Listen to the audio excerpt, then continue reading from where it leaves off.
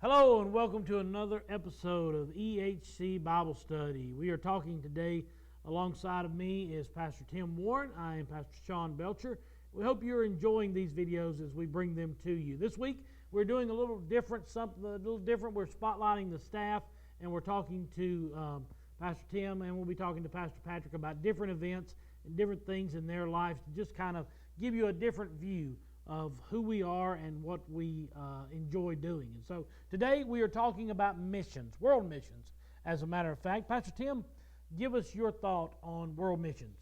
Well, I believe it's important. You know, the Bible says to go out and preach the gospel to all the world. And so whenever we go out to these different places, we're providing them with the truth, you know, in some places that they have possibly never heard before. That's very true. It's very true. I always love mission trips. My first mission trip was to Jamaica, and we went on a T.L. Lowry crusade.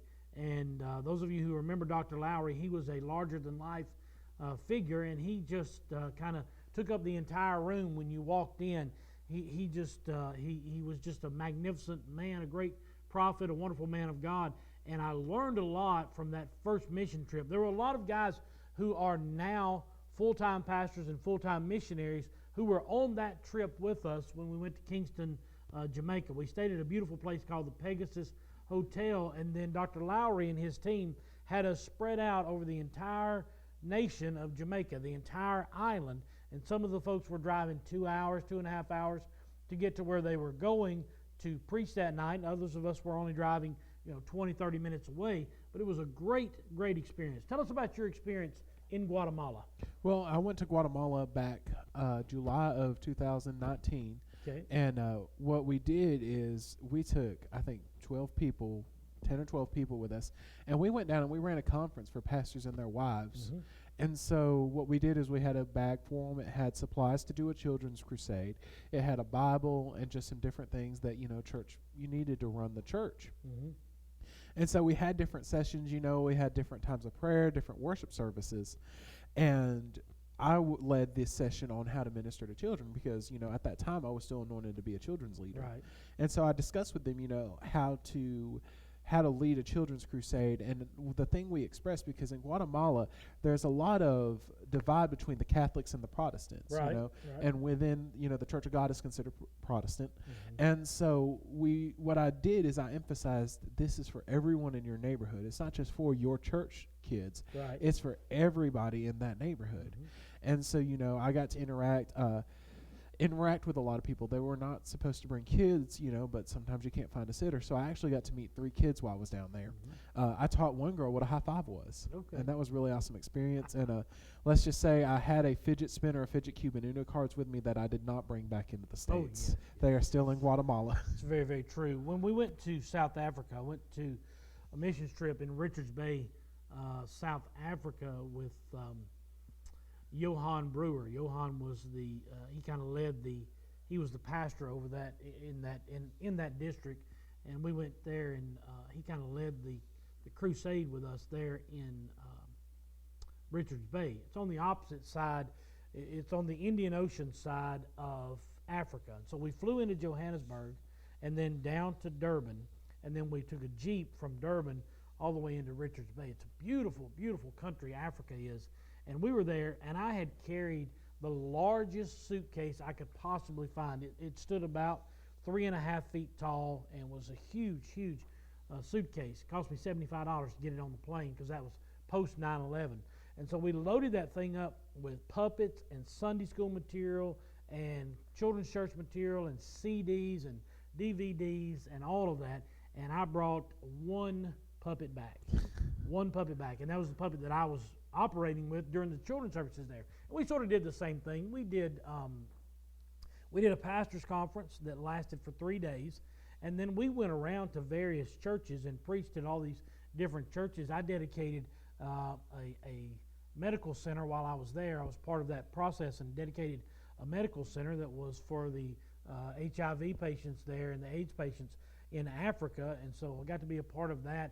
And I preached in one of the only multicultural churches that they have there in Richards Bay. There were Indian people there. A lot of people don't know, but outside of the nation of India, South Africa has the largest concentration of Indian people in the world. So they had Indians there and Afrikaans, and there was a few Zulu people in there, and there were all different types and races of different people in that church, and it was one of the few churches that operated that way, because even after apartheid had died in South Africa, there was still division among the races, and so it's eased up a lot over the last decade or so. But even back then, there were white churches and black churches and different churches, different races in different churches. But I got to preach in that multicultural church, and it was amazing. The thing that I really liked about it was when I was preaching in that church, they had a row of what looked like 1950s style phone booths over on the right side of the sanctuary toward the back. And I thought, who has phone booths in their churches? But what was happening was, inside of those phone booths, there was about 8 or 9 different people in those phone booths, and they were translating everything that I was preaching, and the people in the congregation had earbuds in, and they were listening to me preach through the interpreter, and I'd never had an interpreter work that way.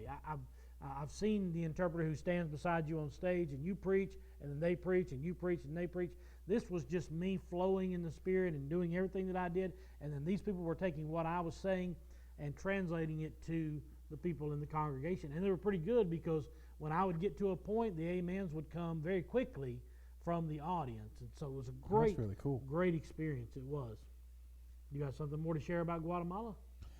Not really. You know, it was a great experience. It was awesome to see, because we had a different group of people, Mm-hmm. and I went with North Orange Church of God. It's a big church, Some of them I had known and really gotten to know over my time there, and others I didn't know, Mm-hmm. But it was great to see people operate in their different gifts, operate in their different ministries, especially, a lot of people know who Ahmad Hall is. Yes. I think my favorite part of the entire trip was that man could get up there and sing "Si Senor," and everybody lost it.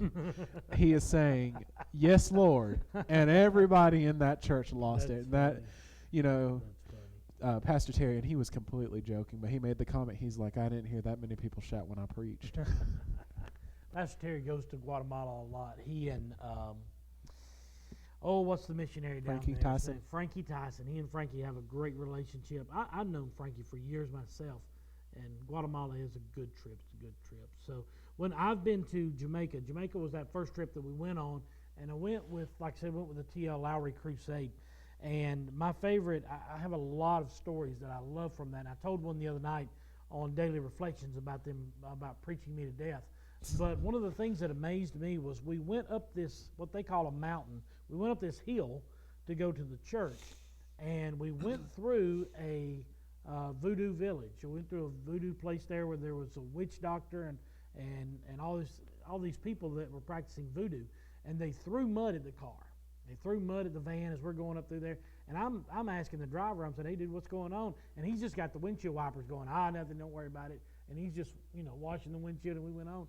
And then one of those people came up to the service on the first night. A couple of those people came up to the service and came in, and we cast those demons out of those people. And they came back to service.